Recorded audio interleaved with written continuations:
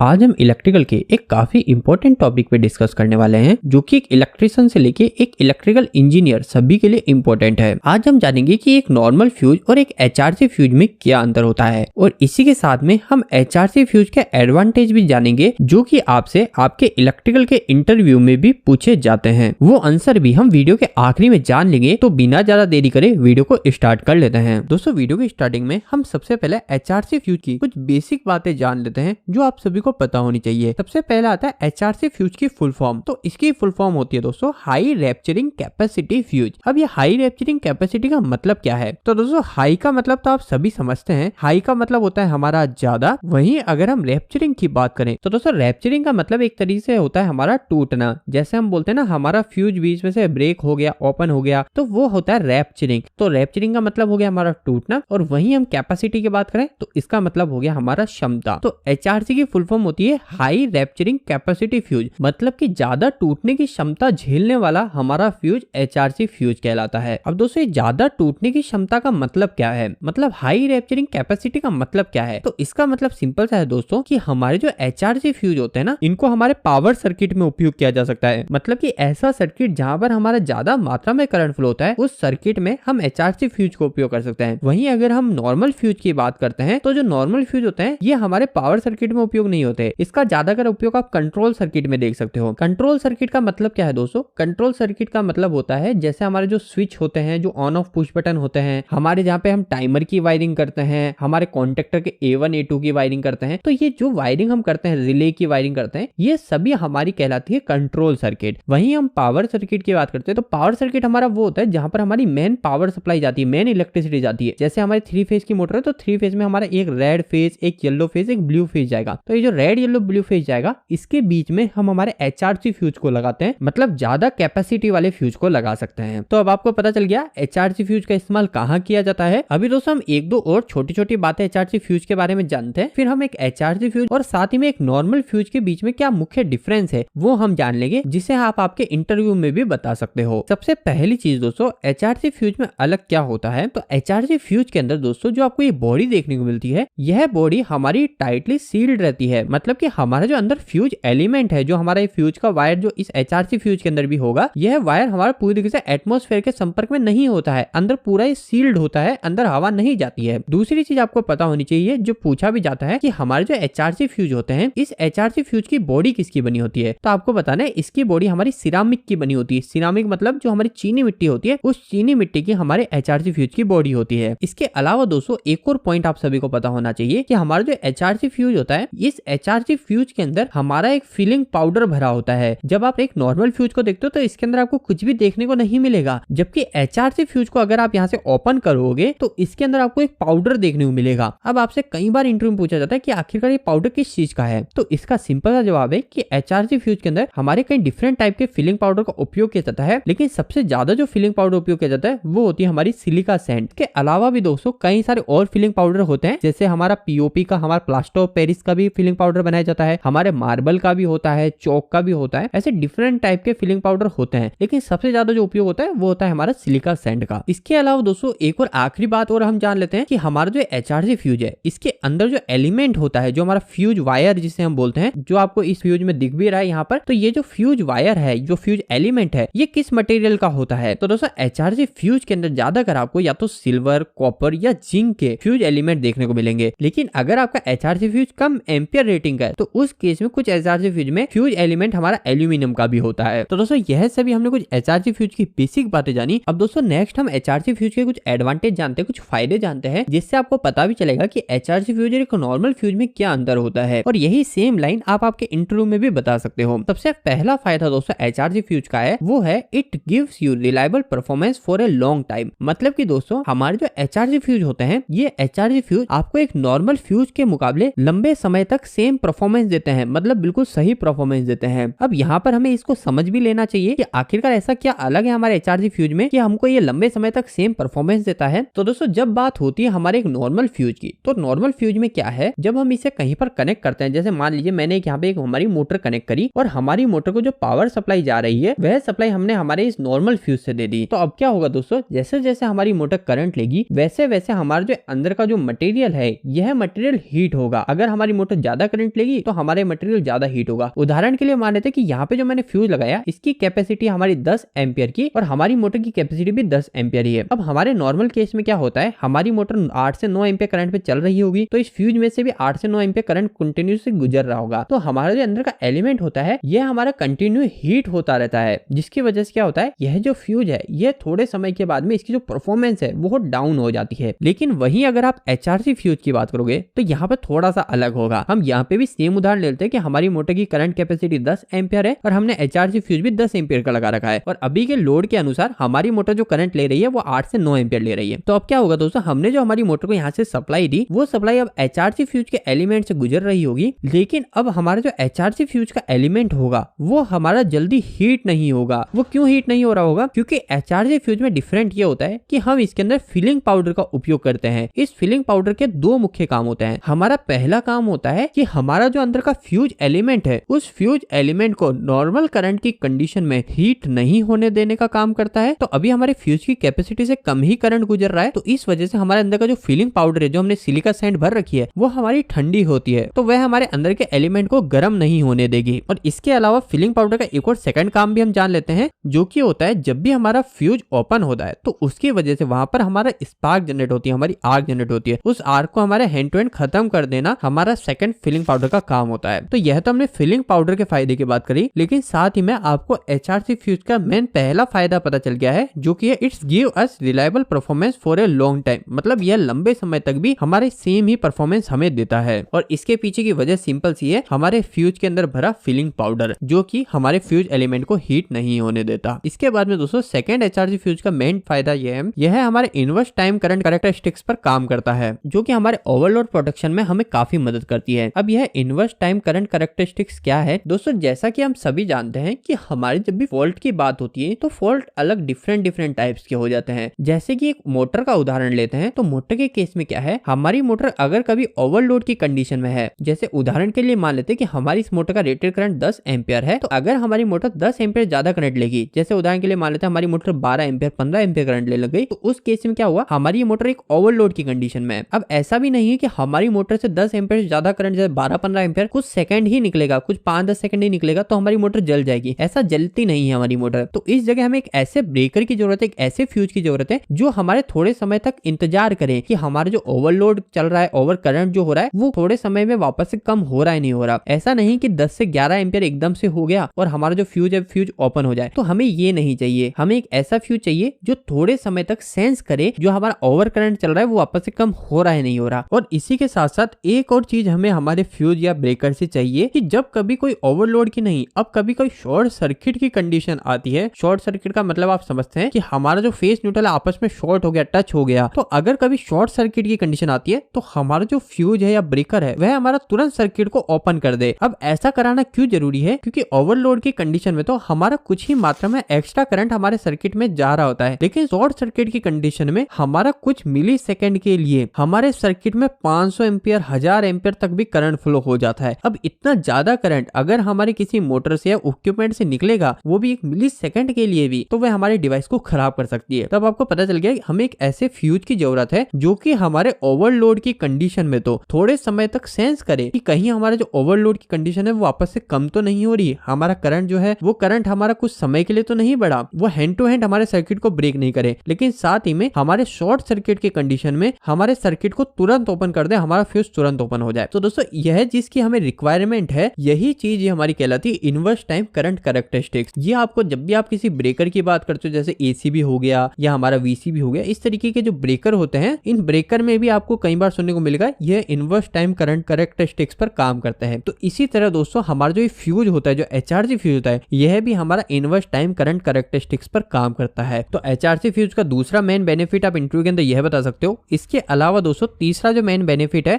HRC fuse का, वो है यह हमारा जो नॉर्मल फ्यूज होता है इसके मुकाबले इसका जो ऑपरेटिंग टाइम होता है वो हमारा फास्ट होता है। मतलब ये काफी जल्दी, अगर कोई शॉर्ट सर्किट की कंडीशन होती है तो ये हमारे नॉर्मल फ्यूज के कंपेयर में जल्दी हमारे सर्किट को ब्रेक कर देता है। तो दोस्तों यही हमारे मुख्य 3 बेनिफिट है HRC फ्यूज के कंपेयर टू नॉर्मल फ्यूज। इसके अलावा भी HRC फ्यूज के और बेनिफिट होते हैं, लेकिन HRC फ्यूज के उपयोग करने के पीछे का जो मेन बेनिफिट्स है वो मैंने आपको बता दिए हैं। उम्मीद करता हूँ इस वीडियो के माध्यम से आपको HRC फ्यूज, नॉर्मल फ्यूज के बारे में अच्छे से क्लियर हुआ होगा। अगर आपका अभी भी कोई सवाल इस वीडियो के प्रति लेकर जुड़ा रह गया है तो आप मुझे नीचे कमेंट बॉक्स में कमेंट करके बता सकते हैं। इलेक्ट्रिकल वीडियो पसंद करते हैं आज हमारे चैनल को सब्सक्राइब कर लीजिए। आज के लिए इतना ही, धन्यवाद।